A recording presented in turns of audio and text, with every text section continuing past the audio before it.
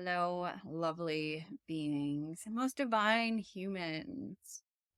I'm so excited to welcome you back to another video guide through my book, Blueprint to the Heart. Grab it on Amazon. The link is in the description box. And today we are going to be going over how shadow aspects show up and how we can see them as survival mechanisms. So in the last video guide, we talked about reconnecting to our inner child. And if you have done any of the exercises, the timeline that was presented to you in the last video guide, which again, you can check out that video guide in the description box below. You can think about any of those times in childhood where you had to learn how to get your own needs met. When these were times in childhood that you were not taken care of emotionally, you were not validated and or nurtured, and how we learn to cope with that is the shadow aspects that wind up happening within our lives as adults. So when we talk about shadow aspects, which I'm sure we've heard shadow work, that is a very widely known and popular kind of trending phrase for the spiritual community. So, what exactly does that mean? What does that entail? Where did this come from? And how do we even begin looking at our shadow aspects? First of all, as we know that we need both light and dark in the world, right? We need the night sky and we need the light sky. And typically, as the equinox and the solstice come about, it helps to balance the equal measures of light and dark. That is not only within our environment, but this is also within our energetic beings. We cannot have just straight light and happiness and all these things without having the other aspect. And what I have learned is that most of society is like aiming for the feel good experiences, happiness. Everybody wants to be happy and don't necessarily want to have those experiences that are painful. The difference is how we shift in looking at painful experiences and learning how we, as human beings with psychological imprints and subconscious behaviors, can learn to become aware of these behaviors and thought patterns and learning how we even developed these, because we can become aware of these shadow behaviors and be like, this is just how I am. Without recognizing how it started, we're not able to actually get to the core of why the shadow behavior even started in the first place. I personally have seen within myself and within people that I've connected with that you can stop a behavior for a certain period of time. But if you do not address why the behavior was even created in the first place, if you do not get to the core of why this behavior was beneficial to you at some point, you will continue to have those same patterns over and over again. I'm going to take New Year's resolutions, for instance, right?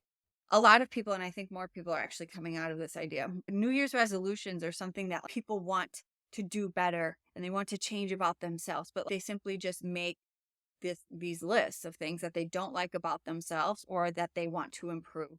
But they don't get to the core of, what don't I like about myself that is making me want to change? What is it about me that is creating this space that I don't totally love? So in order to have lasting change, getting to the core is understanding why the behavior was created in the first place. And where we learn that is from connecting to our inner child, connecting to those instances where we were neglected emotionally or invalidated or told that we were too much or we were asking too much, or children are meant to be seen, not heard. And like thought patterns like that. What type of personality traits did we take on in order for us to get these needs met, in order for us to feel loved and accepted and valued and a part of society's cookie molds, we negated these parts of ourselves that are true to ourselves in order to feel all those things and to feel a part of society. And so when we hear of shadow aspects, we tend to actually think of bad. Our society is very based on duality, which is okay, but it's recognizing that yes, we do need both sides. So is not bad. And I think people run away from shadow because they feel that it is the negative aspects, which I can understand why it would be perceived that way. But to begin shifting our perspectives and to begin shifting how we actually are interacting with life, we do need to also shift our relationship with the terminology that is used within this. For instance, shadow is not bad. It is just a part of the whole experience. So we wouldn't know joy if we didn't have pain. If we just had joy all the time, we wouldn't know anything else. We wouldn't have that duality and that comparison to actually be like, oh, so this is actually what that feels like. We wouldn't know love and kindness. If everybody was this all the time, we wouldn't have the comparison. We wouldn't know that is what is happening, right? So, and I truly and wholeheartedly believe, and I've seen within my experience, that as much darkness as one experiences within their lifetime, that is exactly in direct proportion to how much light one person can harness. So you're not going to be, and although it can feel this way, those darkest moments can be the portal to your brightest moments, if we are using those moments in accordance to evolution and learning to change the perpetual cycles and patterns. Carl Jung was one of the first people to coin this term of shadow aspect. And this has also evolved over time. What Carl Jung was talking about is more so of the subconscious behavior, the unconscious mind. These are the things that are not necessarily illuminated. Connecting our subconscious mind and our unconscious mind and our subconscious motives is part of the shadow work. It is going forward into those areas that are not readily available to us. So if you're thinking of everything that we take in, we are a sponges. We're constantly even if you're not aware of it, we're constantly pulling in information from our environment, from our landscape, from what we consume with TV, music, books, people, what media, those things. Our brains are just taking it in, and our physical senses in our body. And this gets stored into our unconscious mind. These are the things that we don't like, that we don't tap into on a regular basis. So shadow work is the knowing that, like, okay, I am ready and open to actually go into the realms of my mind and my thought perception that allow me to see where these behaviors formed. Because there's so many things that we take on that we have no idea about. And really getting to the core of like generational healing is exactly that. Learning what you have subconsciously taken on from our parents, their parents, from the society at large, and the collective conscious. What I have also learned is once I stopped fighting against going into the dark and not being afraid of the dark, because we hear so many people, especially light workers or religious teachings, talking about how the dark is bad and how the dark is evil and how those dark forces are going to consume you. If you just take a moment and, or even just take note in your mind, and as you walk about throughout the world, notice how many times like dark is associated with bad. And really becomes apparent how much it's ingrained in our mind to run away from those dark behaviors. Breaking it down and learning why these behaviors even started, breaking it down and getting it back to our inner child is where we can learn to have the compassion and see that anything that we have been neglecting, anything that we have really buried deep within us, all comes from childhood, all comes from people teaching us these things unknowingly. So, okay. So, in this chapter, so this is chapter 9 of my book. Okay. So, we go in here, and really what I start off with is I'm going to go into like our shadow aspects. First of all, we are not our behaviors, right? So inherently we are light. Inherent we are made from love, right? Creation, whatever that is. We are all divine aspects of love. And if we believe in light, we all have light. However, the personality, the shadow aspects, those are the behaviors that were created as armor and a way to get our needs met as children. And yes, there are biological factors within that, but we were not created from evil. We were created from love, from source energy, from creation. And creation is chaotic. I think of a butterfly and how it needs to or a caterpillar and how it needs to completely solidify in a cocoon and have the complete chemical composition break down into this goo in order for it to rebuild and restructure itself and then bloom into the caterpillar or the butterfly. So that's just like one example. But also we can think of flowers. Flowers need the dark. They need that process of death and the darkness within the soil and the depths within the soil in order for that flower to bloom. And what does it take for the actual flower to come through the seed? Just because it has those moments of complete breakdown doesn't make the process any less beautiful. So we are like that, where we are created with light, and it is not, even if we don't see all of it that way, the behaviors, the aspects that we want to deny within ourselves, all aspects, because at the core of it all, we just want to feel loved. We just want to feel accepted, right? For me, a lot of me learning that I wasn't an inherently bad person, that at the core of it, I was just very hurt. I was very hurt and was acting in a space where, because I didn't know how to not live on defense, I was constantly also hurting. Not constantly, but I would hurt people when I didn't want to. So we think about, you hear the saying a lot, hurt people.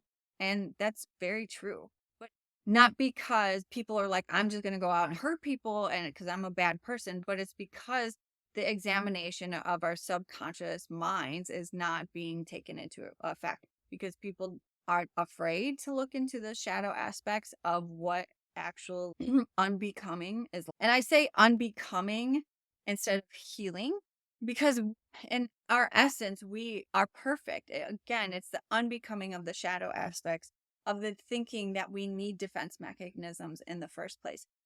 Hmm.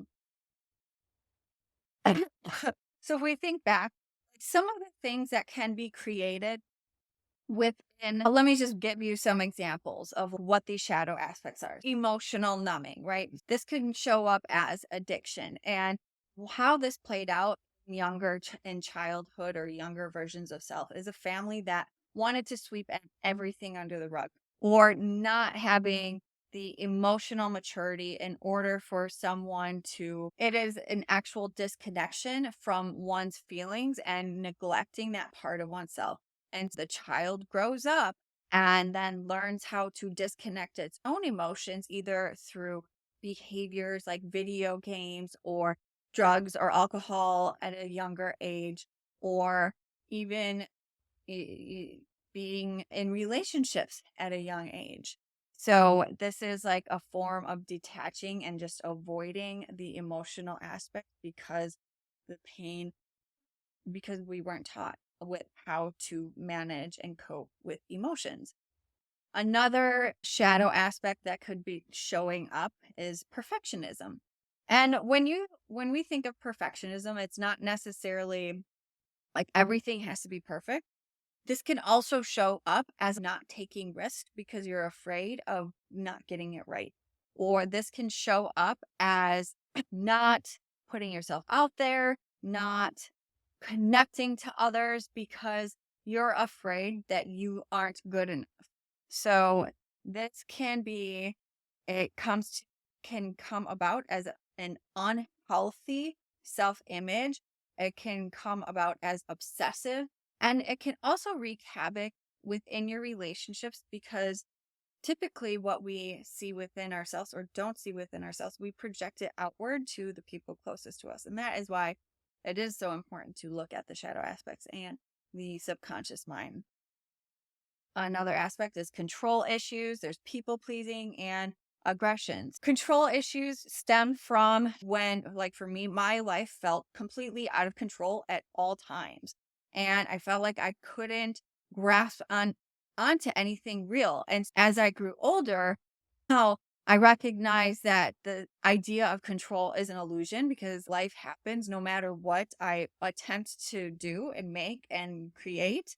Um, but at some point, what I would do would become manipulative in order for people to work in the way that I needed them to work. Or, and again, that manipulation is withholding information, sharing white lies, exaggerating information, or it could just straight up being dishonest about what you were doing.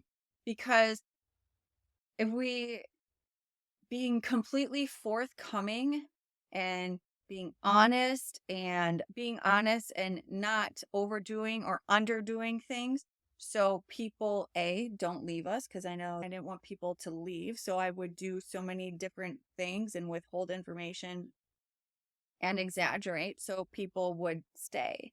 Um, and that's controlling because I was afraid if I were to show them or tell them the real truth of what is behind Elaine, what is behind me, that they would then, like, I would be left. And now today I said maybe I would be left, but I would be okay with that because I'm true to myself, and that other person then has that choice, and that's okay. If I'm not that, if that person doesn't want to be around me, that's okay. Like I trust that process and I know that I'm safe when people leave, which is the main component out of all of this, is to acknowledge that we are safe no matter what, and that there's nothing wrong with me, and that some people just are not your people, and that's okay. So this also then goes into people pleasing, and that's saying yes when you want to say no, saying no when you want to say yes, or even just like toning your personality down a little bit, or not speaking up when you know that something isn't right, or just being afraid to approach in conflict, like not like being afraid of any type of conflict. So to appease others. What I had found very helpful and quite necessary actually for my healing and unbecoming process. Like as I began learning about all of these behaviors and these shadow aspects, rather than just solely identifying with the shadow aspects, it was very important for me to also recognize that each of these shadow aspects also have a helpful potential. Like with most things in life, every experience has two sides to the coin. When we think of duality, we think of right and wrong, good or bad, yes or no. These are bad experiences or good experiences, or these are experiences I don't want to have or experience I do want to. We think of things in such black and white terms, but for me, it was essential to understand and heal that these are all just mechanisms and behaviors. And so understanding archetypes allowed for me to see that there is both aspects to my behaviors, that While, yes, if I'm using these behaviors in a way that is harmful, that is not helpful to people, they can be seen as destructive. But if I'm taking the same energy at the other side of the spectrum, that I'm actually able to use this energy as a helpful and a transformative type of energy. So this is where archetypes really came into my healing. Archetypes is yet again another another term and way to look at human behavior. Coined and Carl Jung has created a lot of the principles that we talk about within like shadow aspects and the unconscious, subconscious, and conscious mind and the collective consciousness. If we think of ourselves as character, like I am Elaine, I have the divine essence of pure love. We all have pure love here. How archetypes are able to help us to understand. I'm not my behavior. So, learning the archetypes really helped me to disidentify from the behavior. For me to like understand that just because I was acting in a certain way doesn't mean I'm a terrible person. And I know this might be hard to grasp for some people because we are so quick to judge and point fingers and say that they're bad people and they deserve a certain type of treatment because of how they've acted. I'm just asking for us to take this a couple steps further and to recognize that all of our behaviors were in an attempt to meet a childhood that we're either protecting ourselves or we're either getting a need met, either or. Most of the time it's both. So archetypes really help us to disidentify from the behavior, from the pattern, and recognize that these are just patterns. Everything in life is an archetype. Like it's the energy of the behavior, but not the energy of the being itself. There's a lot of dominant archetypes that go on through the world. Learning the archetypes and the behavior of the archetypes is really where we can allow for compassion to come in, allow us to see a higher perspective, and allow us to be able to begin to detach from the actions that we have had. So like we are not our past, we are not our behaviors. However, understanding our past and understanding why the behaviors happen is absolutely necessary to uncovering the true essence of where we are because they're all barriers to our truth. The behaviors that have been harmful or destructive have been in some a barrier to the unity that is within us, to the divine essence that we are all created from. And that is of distinguishing between the being and the behavior. So throughout society, you see so many different archetypes, right? So we have the warrior archetype. We see that so many different places. And we have like the healer archetype. We also see that a lot of different places. The advocate, we see that. So the judge or like the pope or the lawyer slash advocate. So they are all just labels of what people do.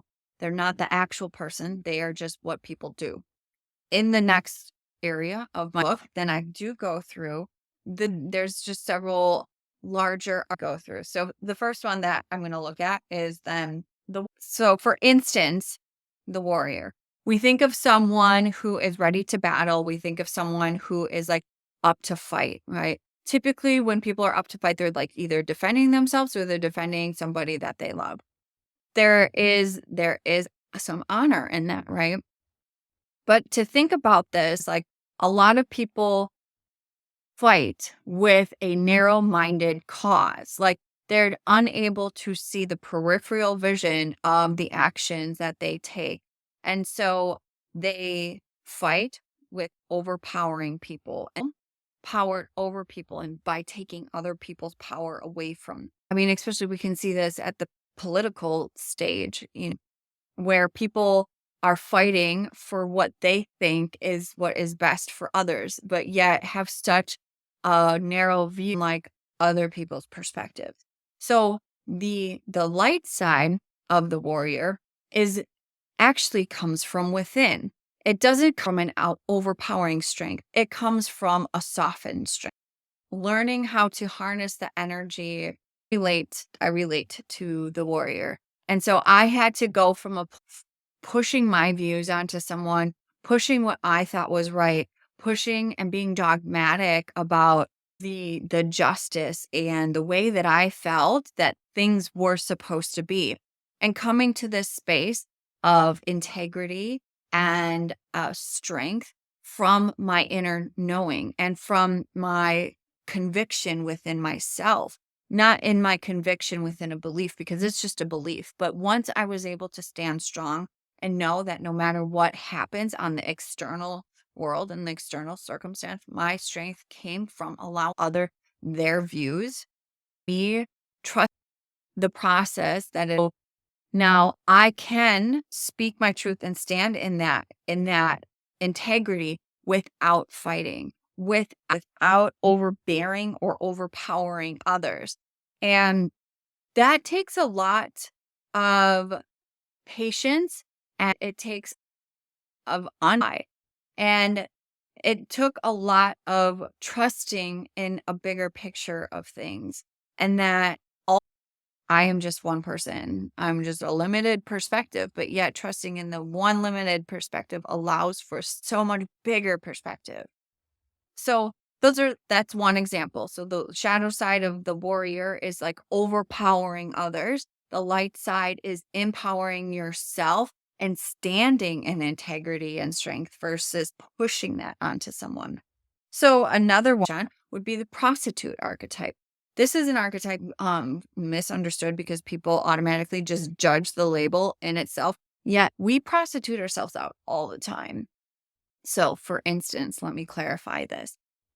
Prostitutes, they feel that selling their body is a way to get their needs met. It's money for the, and I'm not saying what is right or wrong. I'm simply stating that is what. Also, can we just look at how many times we sell ourselves out? How many times we sell our souls in order to keep our job? In order to keep our job because it pays the bills. But yet we're working either for a company or corporate process that is disabling the way that we actually feel.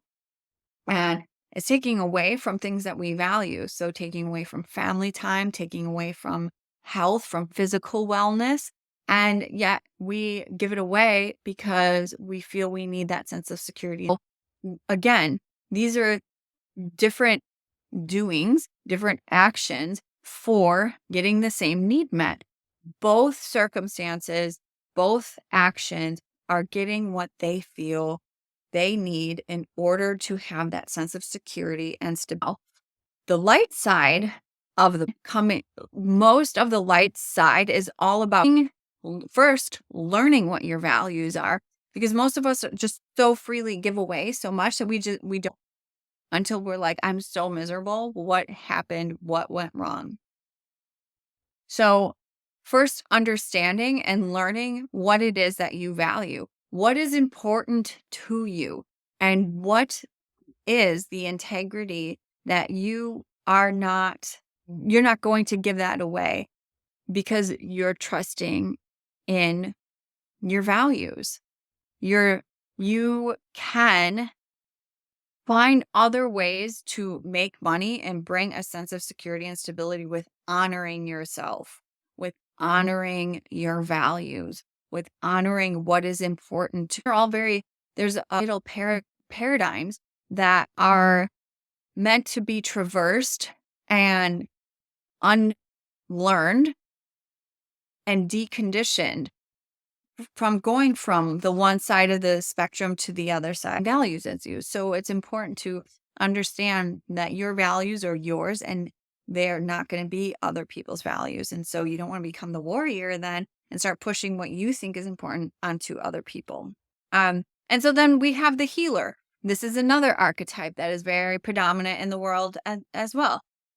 The healer archetype is someone who at the actions of being hurt and like taken advantage of. And, specifically I'm thinking of like childhood. So this could somebody that has experienced a lot of trauma, a lot of discord and adversity within their life. So the healer then has all this hurt and all this pain and learns the resilience and learns how to effectively cope with the emotions and learns how to heal. Hurt people, but healed people also can help guide others. So I went through the depths of those darkness, of those hurts, of those places that needed healing. And I was able to learn how to not hurt myself and not hurt others. And then therefore turning that, all of those aspects and those really dark places that I've learned to traverse myself into an empowerment and learn to guide others through those dark spaces. So the healer is really about the experiencing of darkness and being able to move through the darkness and move through the pain of their self and bring others. Once they learn how to bring themselves through their own darkness, they're able to be there, either guide or inspiration for others who have experienced similar circumstances. So the other dark side of the healer is also like focusing on other people, because you hurt so much. You don't want other people to hurt, so you just take else that you forget about yourself and you don't actually like deal with your wounds. And so you're just projecting all of your hurt onto fixing other, like going inward to yourself. So that is another shadow side. But once we pull back and we allow others and trust the process of healing or unbecoming or unlearning, once we trust that everybody has their own unique process, we can actually start to engage in our process and allow other people theirs, because the whole process is exactly where the healing happens. It's not a destination. It's about the process of the unbecoming, of undoing all of these things that we have learned that have been destructive and harmful to ourselves. So those are a few of those archetypes that are beneficial to look at. I have several more within the book. Like I have the martyr, the tyrant. I also have the judge, the wounded child. And I will be doing a separate video for the archetypes because this is such a huge and beautiful exploration for us to go into with the shadow archetype. This, right? Then we have some in what areas and what relationships do I see the shadow aspect? Okay. And what needs are these shadow gears trying to get met? And how has my past experiences shaped the way that I react and respond? And how is that related to my shadow? How my beliefs about myself and the world have contributed to the development of my shadow aspects. How can I cultivate a sense of compassion and self forgiveness as I work to integrate my shadow? Like shadow work is about embracing and loving these parts of ourselves that we have denied. To do that, one of the ways to do that for me is through the archetypal energies, learning about the archetypes, because we can understand that it's not just a fragmented, it's a whole part of us still. And the more that we deny and neglect these darker aspects of ourselves, the more it will continue to sprawl out within our everyday life. The older we get, the more that we push these patterns down, the more area it will push out with that.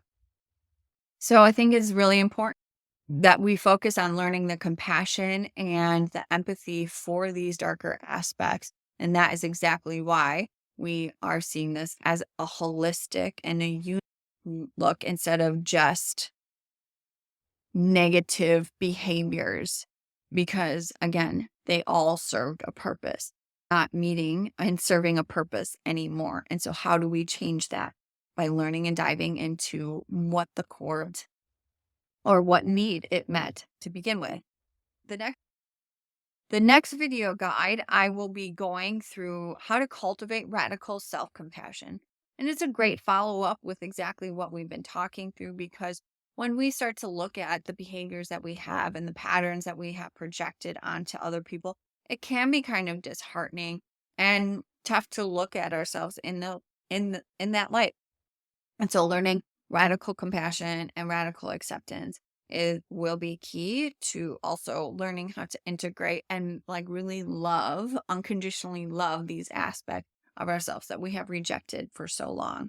So I want to thank you again for joining me on this beautiful video guide, and I look forward to sharing more with you next time.